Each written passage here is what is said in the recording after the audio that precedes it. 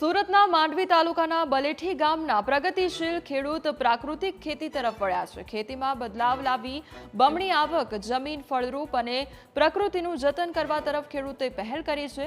ધોરણ 8 પાસ ખેડૂત વાલજીભાઈ ચૌધરીએ રાસાયણિક ખેતી છોડી જંગલ મોડેલ આધારિત પ્રાકૃતિક ખેતીનો માર્ગ અપનાવ્યો છે।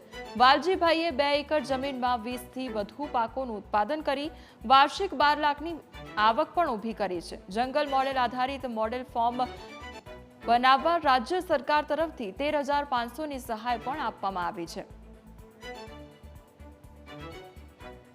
પહેલાં મેં રાસાયણિક ખેતી કરતો ને આત્મા તરફથી મેં તાલીમ લઈને ગાય આધારિત પ્રાકૃતિક કૃષિમાં સિદ્ધાંતી ખેતી કરું છું।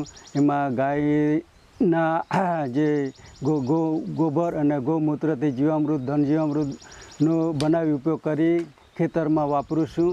અને મારા ખેતરમાં મેં દરેક વિવિધ પ્રકારના ફ્રૂટ રોપેલા છે, આંબા રોપેલા છે અને મિશ્ર પાક કરું છું।